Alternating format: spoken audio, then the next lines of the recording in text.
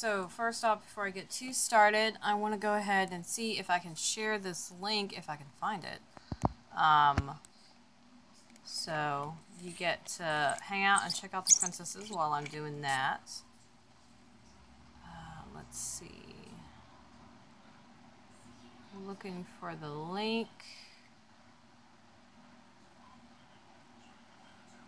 And let's see, share. Let's see. This is wonderfully awkward, you guys. And we're back. Okay. So what I'm going to do is let you guys continue to take a gander. Ow. At these. And, there you go. While I try to figure out this whole link business. This is the trouble with trying to send links when I'm on my computer. And hopefully this works out. But, yeah. So, what you're looking at is a bunch of yarn. These are the colors that I have chosen for Rapunzel. So we've got a pink, lilac, periwinkle. This is actually called fisherman, mustard, and then white back there. And as you can see, there's a little bit of white back there and a little bit of mustard from something else. And then if I do like this, you can see the rest of the princesses. We've got Ariel, Aurora, Cinderella, the fairy godmother Belle, Jasmine, Pocahontas, and I just finished Tiana last night.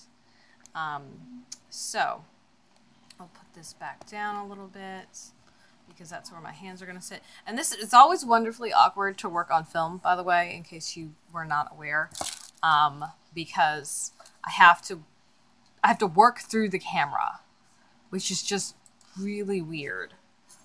So I've got a darning needle. I just stuck this with it, and the thing about the darning needle is it's very sharp. So as opposed to some other yarn needles, which are dull and whatnot. Also, let's see. There's something else I'm supposed to do. No, I already did that. Okay. So, let's see. There we go. Alright. Yeah, what I'm doing right now is before I get started, I'm updating my Patreon. Let's see. You can watch live here. There we go. Patrons, publish now. And finito. Okay, so now we can actually get to work. I'm probably going to be working for about 30 minutes, just so you know. What's going to happen is I'm going to hit 12 and it's going to be time for me to eat lunch and otherwise turn into a pumpkin. So there's that. And okay, so let's see, where am I? Close everything except for the pattern. And then I am on, let's see, I don't know what row I'm on. Let's count. I got 1, 2, 3, just finished 3, 4, probably actually. So I'm on here. I'm going to try to figure out where I am, and I can easily do that by counting back. So I know at the end of this round I'm supposed to have 24 stitches. So I'll take this out and use the tip of the hook and count. 1, 2, 3, 4, 5, 6, 7, 8, 9, 10, 11, 12, 13, 14, 15, 16, 17, 18, 19. 1, 2, 3, 2. Okay, so I know that that means I'm at the end of round 4. As you can see, I've got a circle going on. I'm actually making the head of Rapunzel right now. And it's mostly a circle. There's a slight hexagonal shape as it goes around. But that is from the increases. The increases in this case are done every round up until you get to round 6, where that's the last round of increases. So the next round, we're going to do 3 and then an increase. And I always mark the first stitch, usually with a stitch marker that's contrasting. so that it's really, really easy to see. When I'm doing the black, I like to use a bright color. I've got a couple of different ones here. And these are actually removable stitch markers, whereas these clear K-bone ones are more for knitting, so you would put these on the needles. And then there's itty bitty teeny little ones right here, which are the first set of stitch markers I got.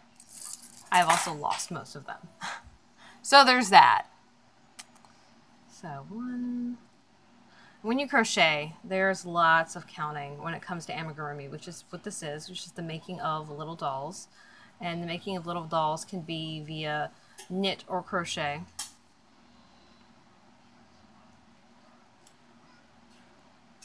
And increasing is as easy as making 2 stitches in the same space. And whenever you're increasing, if you just want a general ball shape or a uniform shape, what you would do is you steadily mark your increases, and so they are evenly spaced. And then there's my daughter playing with something.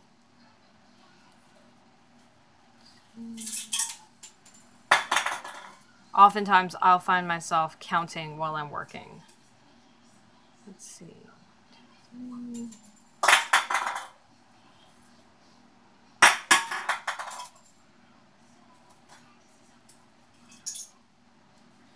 Okay, so as you can see, we've got 2 increases, and they're really small right here. But what we're going to do is I'm going to take a little break, let you hang out, and see what in the world she's doing.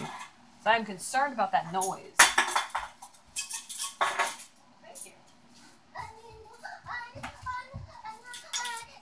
Oh, really? Haha, I discovered what it was. Someone had left a can. No ma'am. Oh, gracious. See, this is what happens when you have kids, right? You get interruptions. No.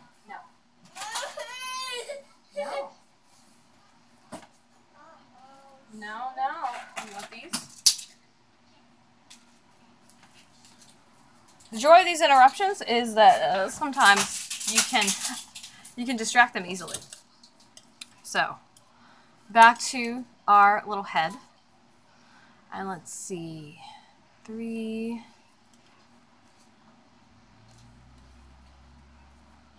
And as you can see, I hold my hook in this specific way. There's not really a right or wrong way to hold your hook. I've seen people hold a hook in various ways, including with their other hand, and there certainly is a way to do that. This is called the pencil grip, which I will do every now and then when I need to relax my hand a bit. But generally speaking, it is not my preferred way. And each way of holding the hook does have its merits. When I hold the hook this way, I tend to get pain right along the side of my hand if I hold it too tightly or if I crochet too long.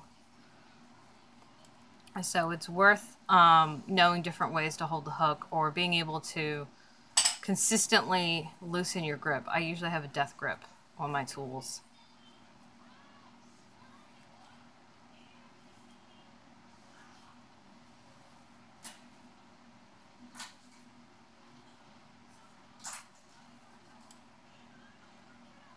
The good thing about crochet is you're working 1 stitch at a time, and whenever you're working with knitting, you're also working actively on 1 stitch at a time.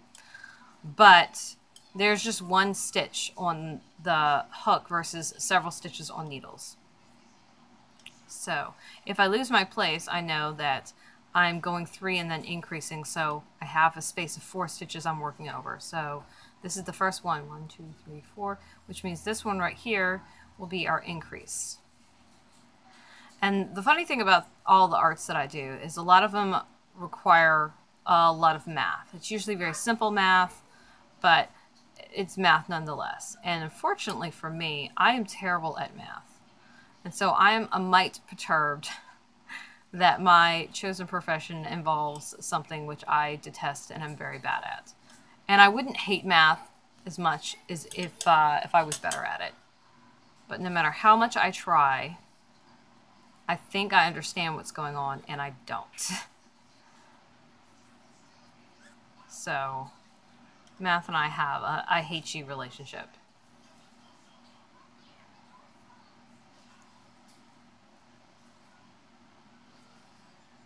And so there is that round done. And I'll keep going like this until I reach the desired rounds, which in this case is 6 is the last increase round. Which is the one we're starting now.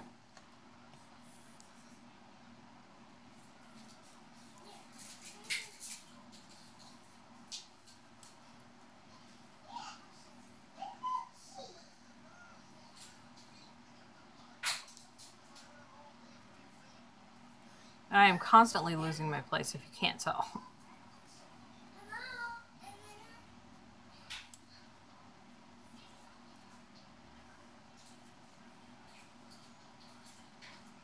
And here I'm also crocheting very tightly because I'm going to be stuffing this with polyfill.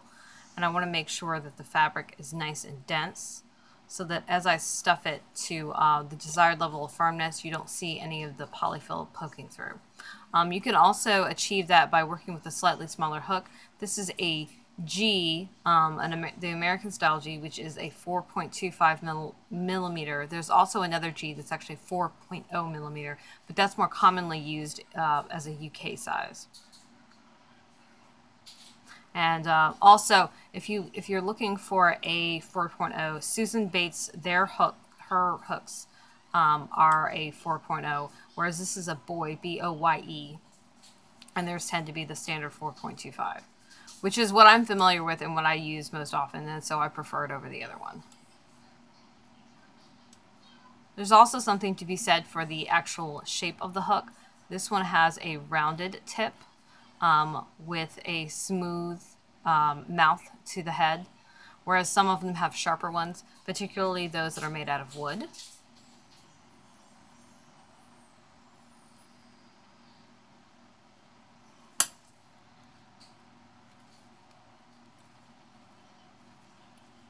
And each hook style and material has its merits. Metal has a tendency to be a little harder on your hands. It doesn't hold heat in the same way that wood does. And it's because this is aluminum, it's also very, very slippery as well. And most hooks are aluminum. There are a set of hooks that are actually steel, and those are usually thread hooks, and they're very, very tiny. So, and you can see this is where I increased. There's a little angle here. But for the sake of making sure I don't lose my place, I will often stop and just count because it's just easier to do that.